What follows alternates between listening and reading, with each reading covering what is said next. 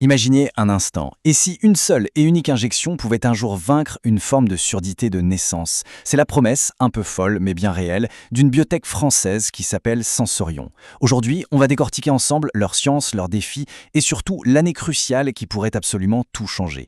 Alors, voilà le plan pour aujourd'hui. D'abord, on va poser le décor, comprendre l'ampleur du défi. Ensuite, on plongera dans la science de Sensorion pour voir comment ça marche. Après ça, on fera un zoom sur 2026, une année vraiment charnière pour eux. Puis, on pèsera le pour et le contre, le potentiel immense face aux risques bien réels. Et pour finir, on regardera ce qui nous attend juste après, les prochaines étapes à surveiller. C'est parti! Tout part d'un constat à la fois simple et terriblement puissant.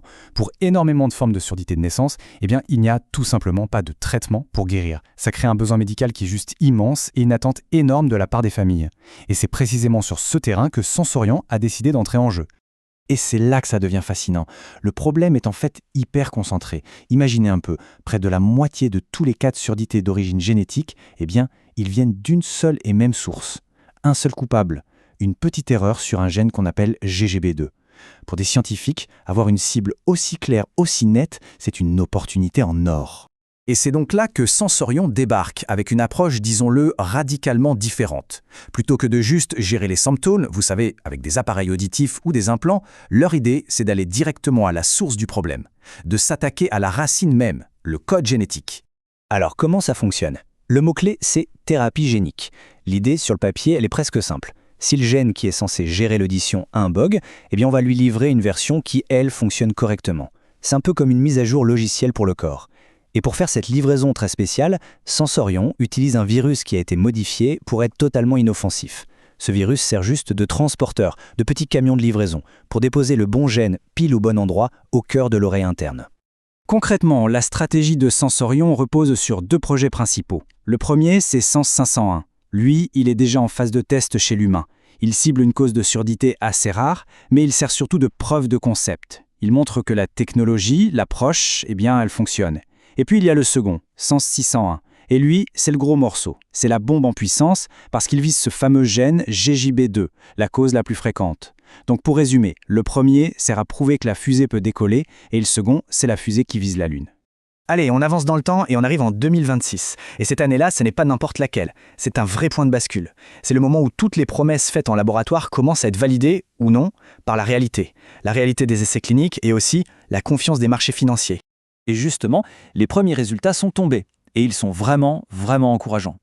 On a cette phrase, tirée d'un de leurs communiqués, qui est hyper importante. Signaux d'efficacité précoce soutenus. Qu'est-ce que ça veut dire en clair? Ça veut dire que le traitement semble marcher et que l'effet ne disparaît pas au bout de quelques jours. Mais le plus crucial, c'est la fin de la phrase. Relation dose-réponse. Ça, c'est le Graal pour les chercheurs. En gros, ça signifie plus on administre une dose élevée du produit, plus l'effet est marqué. Et ça, c'est la preuve quasi formelle que l'amélioration observée n'est pas un coup de chance, mais qu'elle est bien due au traitement. Évidemment, quand on a des résultats aussi positifs, ça ne passe pas inaperçu. Et dans le monde de la biotech, l'attention, ça se monétise très vite.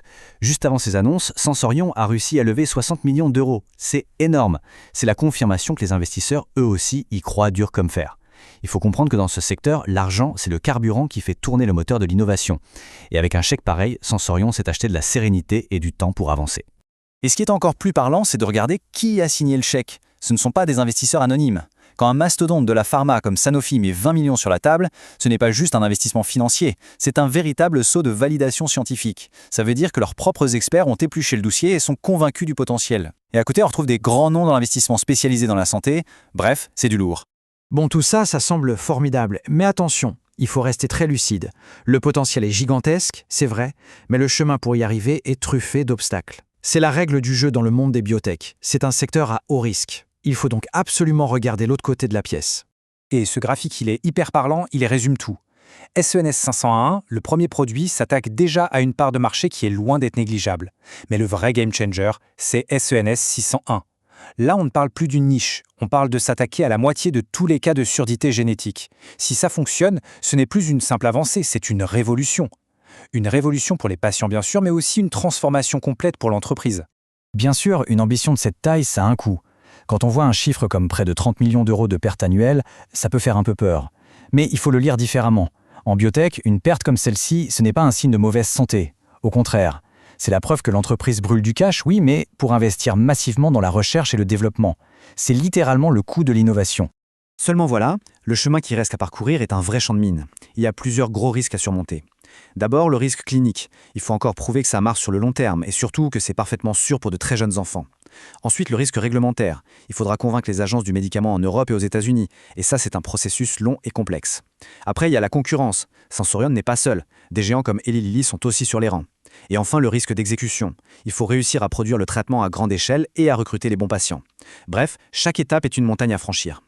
Alors avec tout ça en tête, regardons concrètement ce qui se profile à l'horizon. Parce que, malgré tous ces risques, la feuille de route pour 2026, elle, est très claire et elle est jalonnée de rendez-vous absolument décisifs.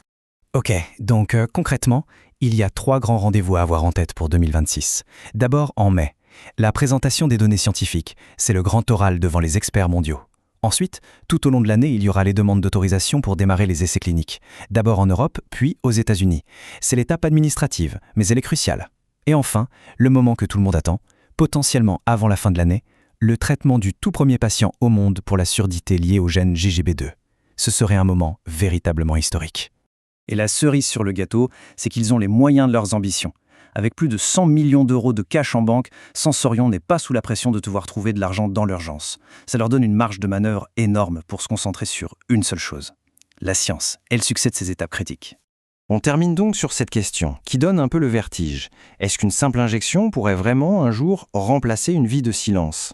La quête de Sensorion, c'est l'incarnation parfaite de cette promesse incroyable de la biotechnologie. Le chemin est encore long, les risques sont bien réels, c'est certain, mais toutes les pièces du puzzle semblent s'assembler. Une chose est sûre, l'année 2026 sera un véritable juge de paix. Le prochain chapitre est sur le point de s'écrire.